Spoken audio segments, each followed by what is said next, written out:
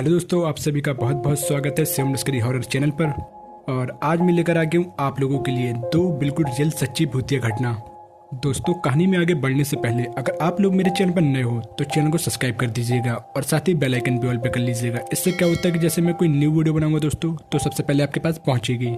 और दोस्तों, अगर आपको मेरी कहानियाँ अच्छी लगती हैं तो आप अपने दोस्तों के साथ भी शेयर करें और मैं कोशिश करूँगा आप लोगों के लिए कि इससे भी अच्छी कहानी आप लोगों के लिए ला सकूँ।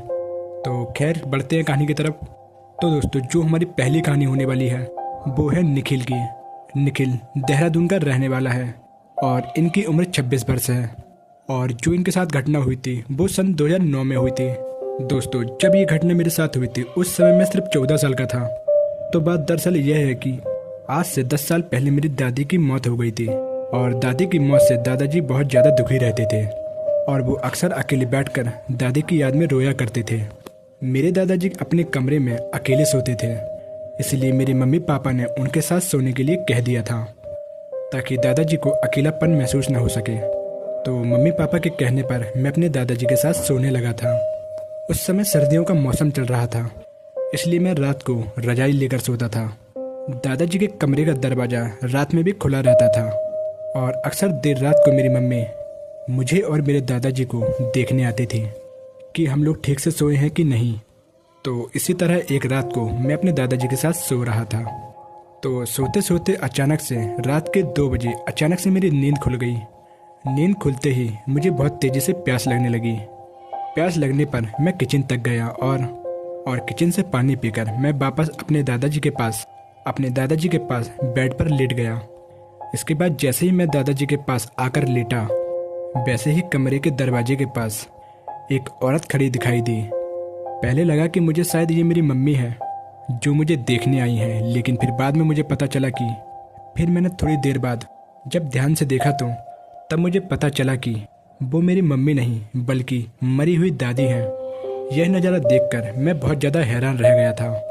मुझे अपनी आंखों पर विश्वास ही नहीं हो रहा था कि आखिर ये मैं क्या देख रहा हूँ। और तभी देखते ही देखते तभी मेरी दादी अचानक से कहीं गायब हो गई।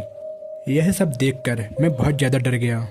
अभी मुश्किल से बस 10 मिनट ही बीते होंगे कि अचानक से फिर से मेरी दादी मुझसे थोड़ी दूर फिर से मुझे दिखाई दी और इस बार तो वो अपने हाथ से मेरी तरफ इशारा कर रही थी कि आओ, मेरे पास आओ। यह सब देखकर मैं डर से कांप उठाता था। फिर मैंने अपना मुंह तुरंत ही अपने रजाई के अंदर कर लिया। इसके बाद मैं कब सो गया मुझे पता ही नहीं चला। फिर अगले दिन ये घटना मैंने अपनी मम्मी से बताई तो उन्होंने मेरी बात पर बिल्कुल भी विश्वास नहीं किया। मेरी मम्मी को लग रहा था कि मेरे को कोई वहम हुआ होगा, इसलिए उन्होंने मेरी बात को सीरियसली नहीं लिया। खैर, इस घटना के बाद दोबारा मेरी दादी कभी नहीं दिखी। तो दोस्तों, ये थी आज की पहली रियल हॉरर स्टोरी। और अब मैं आपको सुनाता हूँ एक दूसरी रियल सच्ची भूतिया घटना। ये जो घटना हुई थी वो राघव वर्मा के साथ हुई थी। राघव इलाहाबाद का रहने वाला है और इनकी उम्र 28 वर्ष है। और जो इनके साथ घटना हुई थी वो सन 2002 में हुई थी। और जिस समय मेरे साथ ये घटना हुई थी उस समय मेरा चचेरा भाई भी मेरे साथ था। तो बात यह है कि सन 2002 में एक बार मेरी फैमिली घूमने के लिए मनाली गए हुए थे। मनाली एक बहुत ही सुंदर जगह है जहाँ पे हर मौसम बर्फ ही बर्फ होती है। मेरी फैमिली के साथ मेरे चाचा का बेटा भी गया हुआ था। मेरा जो चचेरा भाई घूमने के लिए मनाली गया हुआ था उसका नाम रवि था और वो भी लगभग मेरी ही उम्र का था।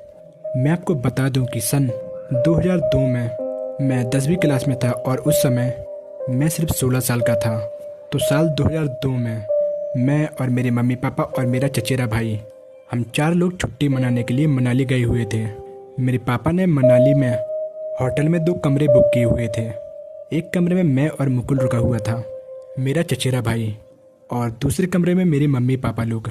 मनाली के जिस होटल में हम लोग रुके हुए थे वो पहाड़ों के पास में था और वहाँ से पहाड़ों का नज़ारा बहुत ही अच्छा देखने को मिलता था। मनाली में हमें बहुत ज़्यादा अच्छा लग रहा था। रोज़ाना मैं और मुकुल साथ में शाम को पहाड़ियों में घूमने भी जाते थे। तो इसी तरह एक बार मैं और मुकुल मेरे साथ में होटल की एक पास वाली पहाड़ी में शाम के टाइम घूमने गए। फिर शाम को जब अंधेरा होने लगा तो वापस हम दोनों अपने घर की ओर यानी होटल की तरफ जाने लगे। पहाड़ी इलाका होने की वजह से वहाँ पर शाम के टाइम जल्दी ही अंधेरा होने लगा था। हम लोग वापस जा ही रहे थे कि तभी अचानक से होटल से लगभग 1 किलोमीटर की दूरी पर हमें रास्ते पर एक आदमी दिखाई दिया। वो आदमी सामने से चलते हुए सीधा हमारी तरफ ही आ रहा था। दूर से देखने पर वो आदमी हमें बिल्कुल नॉर्मल लग रहा था, लेकिन जब वो आदमी चलते हुए हमारे थोड़ा नज़दीक आया तो हमने देखा कि उस आदमी का कोई चेहरा ही नहीं है। उस आदमी के चेहरे पर बस खाल चढ़ी हुई थी। उसके चेहरे पर आँख, कान, मुंह कुछ भी नहीं था। और सबसे हैरानी की बात तो यह थी कि उस आदमी की आंखें ना होने के बावजूद भी ऐसा लग रहा था कि जैसे कि वो सिर्फ हमें ही देख रहा है। वो आदमी चलते हुए अपने चेहरा सीधे हमारी तरफ ही किए हुए था। उसे देखकर ऐसा लग रहा था कि वो सिर्फ हमें ही देख रहा है। यह नज़ारा देखकर मैं और मेरे मुकुल बहुत तेज डर गए थे। हम सोच में पड़ गए थे कि आखिर यह शख्स है कौन। और तभी मैं ये सब सोच ही रहा था कि रवि मुझसे चिल्लाते हुए कहता है कि राघव जल्दी भाग यहाँ से। फिर हम दोनों बहुत तेजी से वहाँ से भागने लगे और सीधा अपने होटल की तरफ जाने लगे।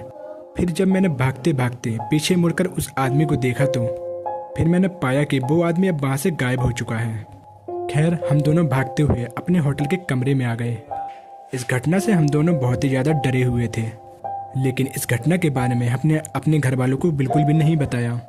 इस घटना के बाद भी हम दोनों को उस बिना चेहरे वाले आदमी के सपने आते रहे थे। लेकिन जब हम लोग मनाली से वापस इलाहाबाद आ चुके थे और तब हमें उस आदमी के चेहरे के सपने आना भी बिल्कुल बंद हो गए थे। ये घटना आज तक की मेरे साथ सबसे डरावनी घटना थी। तो दोस्तों, आज की वीडियो यहीं समाप्त होती है। आशा करता हूँ आपको ये मेरी वीडियो पसंद आई होगी। और दोस्तों, ऐसे ही कहानियाँ आप लोगों के पास भी है तो आप लोग मुझे शेयर भी कर सकते हैं मेरी इंस्टाग्राम आईडी पर। मेरी इंस्टाग्राम आईडी है शिवम लश्करी।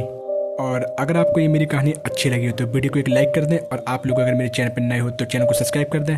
और याद रहे दोस्तों, सब्सक्राइब करते समय बेल आइकन ऑल पर कर दीजिए। इससे क्या होता है कि जैसे मैं कोई न्यू वीडियो बनाऊंगा दोस्तों तो सबसे पहले आपके पास पहुंचेगी। और आप लोगों की इस कहानी में क्या राय है मुझे कमेंट सेक्शन में जरूर बताइएगा दोस्तों। तो मिलते हैं आपको ऐसे एक अगली वीडियो में, तब तक के लिए बाय।